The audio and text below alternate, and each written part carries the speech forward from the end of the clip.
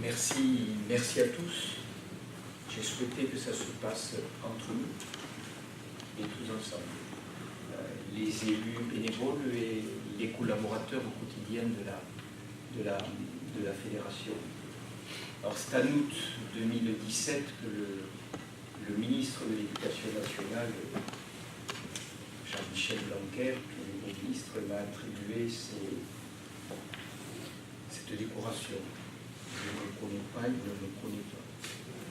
Et Jean-Claude l'a rappelé, j'ai quitté mes élèves en septembre 1983.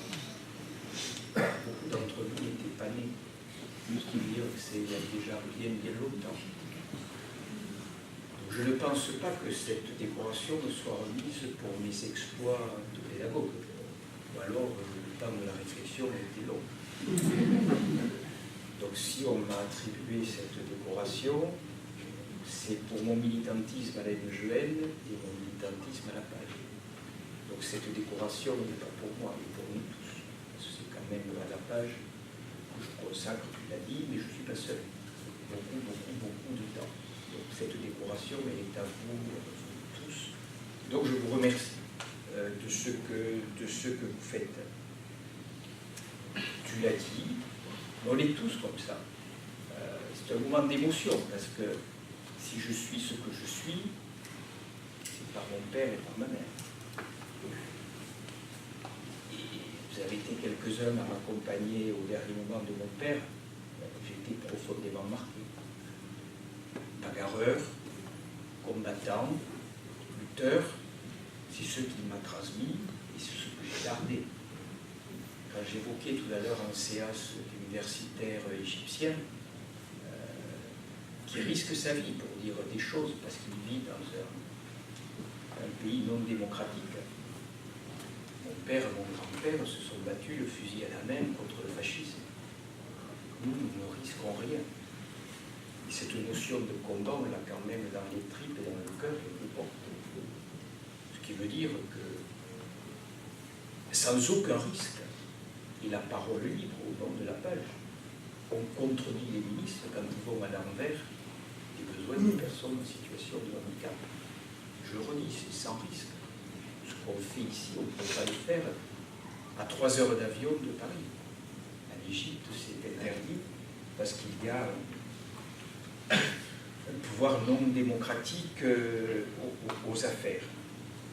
Donc à travers cette médaille, c'est pas Garcia qui saluer, c'est la page. C'est la page, c'est les valeurs que nous portons, c'est le combat de tous les militants départementaux, le combat de tous les militants nationaux et de tous les collaborateurs de la page. Parce que si on peut avancer sur des sujets, c'est parce qu'à un moment donné, ici, à la Fédération, sur les territoires, certains prennent des dossiers, s'en emparent et les mettent en musique.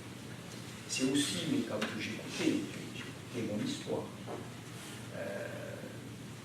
c'est un engagement permanent pour les plus vulnérables, pour les plus fragiles, pour ceux parce qu'ils dérangent, parce qu'ils sont différents, on va mettre de côté, ou on va oublier, on va toujours estimer qu'ils ont un pognon de dingue et donc c'est sur leurs ressources à eux qu'on va taper. Parce qu'ils ne peuvent rien dire, ou ils n'ont pas la possibilité de dire. Donc nous avons ce rôle de porte-voix.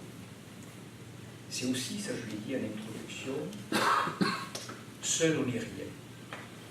C'est le collectif qu'il faut faire vivre. Et c'est au nom de tous qu'il faut travailler. Quand l'un d'entre nous, le président en l'occurrence, parle pas pour lui, parle pas avec sa cervelle, parle pour tous avec la cervelle collective. Donc c'est ce collectif qu'il faut faire vivre en permanence. Collectif au bénéfice de l'innovation. Je le dis quand je rencontre les directeurs d'établissement, il faut oser, même si ça dérange, même si ça bouscule, même si ça emmerde. Il faut oser si on veut inventer de nouvelles modalités d'accompagnement des personnes et poser la question de la citoyenneté. Disant ça tout à l'heure, hier au soir j'étais avec Marianne Monchamp où on discutait de, vous savez, cette grande concertation qui a été lancée sur autonomie grand âge. Donc tout le champ du handicap a été complètement exclu. On est des ânes battés, on ne peut pas parler sur ce sujet.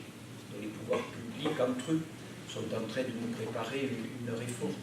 Et l'entrée dans ce dossier, c'est le même. En situation de handicap, on n'est pas encore des hommes et des femmes, des citoyens à part entière. Et dès qu'on devient âgé, dès qu'on devient dépendant, on n'est plus des citoyens à part entière. À la limite, avec des bus qui vont dans les EHPAD, on va chercher pour aller voter le jour où il faut voter, de façon à bien voter.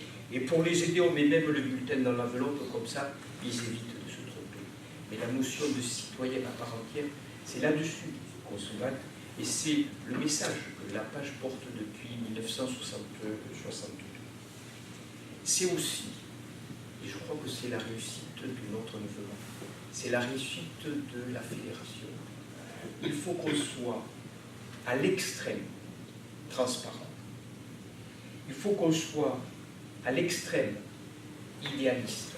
Ça devient une rengaine, mais je dis fréquemment, l'utopie d'aujourd'hui, c'est la réalité de demain. Donc il ne faut pas avoir peur d'être utopiste. C'est être à l'extrême loyaux. On ne peut pas être uniforme. On a des pensées différentes, on a des appréciations différentes. Mais une fois qu'on a travaillé, qu'on a réfléchi, qu'on a échangé, qu'on a pris le temps, qu'on a délibéré, on ne peut porter qu'une parole, on ne peut porter qu'une voix. Il ne peut pas y avoir des machins qui se passent dans les couloirs ou en camouflette. La loyauté. Et puis parce qu'on est en première ligne. C'est être à l'extrême exemplaire. Le seul qui dérape chez nous, c'est une tâche sur toute l'organisation. Donc cette exemplarité, il faut l'avoir cramponnée et la défendre. Et si un faillit, il entraîne l'ensemble. Et donc là, l'organisation doit être solide, ferme sur ses bases et dire tu as failli. Rejoins le camp de ceux qui ont failli. Tu n'es plus des nôtres. Quand on est sur le handicap, on est sur la différence. Et donc il ne faut pas qu'on limite en tant que mouvement citoyen notre parole là, on s'occupe des personnes en situation de handicap. Point. Nous sommes les défenseurs de toutes les différences. Absolument toutes les différences. Et on doit être là aussi les porte-drapeaux, les trompettes qui font entendre que ce n'est pas parce qu'on est différent qu'on est inférieur. Mais à l'inverse, la différence enrichit. La différence est une force. La différence rend intelligent le corps collectif. Quand on regarde ce qui se passe aujourd'hui dans nos territoires, on peut s'interroger sur le respect des différences et de toutes les différences. Alors ce que j'ai envie de vous dire, c'est que nous sommes des combattants. Nous sommes des combattants de l'idéal. Nous sommes des combattants de la justice. Nous sommes des combattants de la place la plus juste pour les personnes en situation de handicap. Et donc on ne doit pas avoir dans notre présence, dans notre participation, dans notre expression, on ne doit pas avoir de limites, on ne doit pas avoir peur, on ne doit pas avoir de tabou, il n'y a pas de choses sales. On doit être d'une parole réfléchie, raisonnée, mais toujours totalement libre.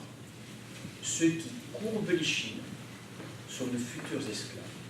Et donc toujours debout. Et faire une citation.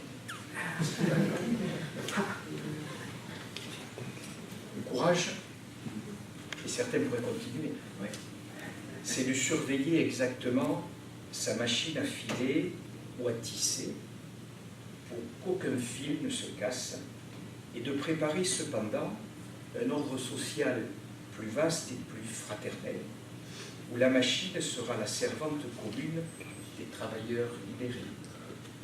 Le courage, c'est d'aimer la vie et de regarder la mort d'un regard tranquille. C'est d'aller à l'idéal et de comprendre le réel. C'est d'agir et de se donner aux grandes causes sans savoir quelle récompense réserve à notre effort l'univers profond, ni s'il lui réserve une récompense. Le courage, c'est de chercher la vérité et de la dire. C'était en juillet 1903, Jean Jaurès, dans son discours à la jeunesse. La médaille, elle est à vous.